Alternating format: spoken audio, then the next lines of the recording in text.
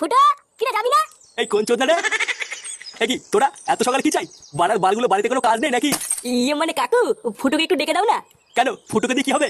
আসলে কাকু, আমরা বন্ধুরা মিলে সারা গ্রামে একটু কালেকশনে বেরোতাম, তাই ফুটো থাকলে একটু ভালো হতো। আসলে ভালো কথা বলতে পারে তো। সারা গ্রামে কালেকশন করবি মানে? ও তোরা এখন তার মানে ভিক্ষা করা শুরু করে দিয়েছিস? এই মেরেছে না তো ভিক্ষা করছি না, দান করছি দান। আসলে আমরা গ্রামের বড়লোকদের কাছ থেকে টাকা তুলে গরিবদের মাঝখানে দান করে দেবো। হ্যাঁ, যাকে বলে সমাজ সেবা। তুমি একটু ফুটোকে ডেকে দাও না। সে তোরা যে গান মারাবি মারা গিয়ে ফুটু এখন আসতে পারবে না, ও এখন আমাদের সেবা করছে। এই মেরেছে কাকু, ও ফুটো না গেলে কি করে হবে? অতবার আমি জানি না, ফুটো বাসন মাজছে, লেওড়া তোরা এখান থেকে যা তো।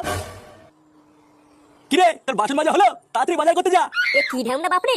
পল্টুদা কি কেলো হয়ে গেল বলো তো? ফুটো না গেলে তো দুজন মিলে খুব চাপ হয়ে যাবে। সে বারেও যাবে যাবে না যাবে না যাবে, আমরা কি ওর জন্য বসে থাকবো নাকি? বারার বাল আমরা দুজনে কালেকশনে যাবো, চ। আচ্ছা পল্টুদা চলো। আর ধীরে বাল করে বেড়াচ্ছি আমি সারাদিন। লেওড়া সেই সকাল থেকে বাসন মাজা ঘর মোছা, আর এখন এই গুদের বাজার করা। বারার বাল আমার জীবনটা পুরো শেষ হয়ে গেল। বাল ছেড়ে সংসার করছি আমি। ভোদা আমি এর থেকে আগেই ভালো ছিলাম। সকালবেলা বেরোতাম আর মামুলকে সারাদিন ক্লাবে পড়ে থাকতাম। তা না, বাল করে বেড়াচ্ছি আমি। বালের সংসারে কোন সময় আগুন ধরে দেবা তখন বুঝবে ফুটো কি জিনিস।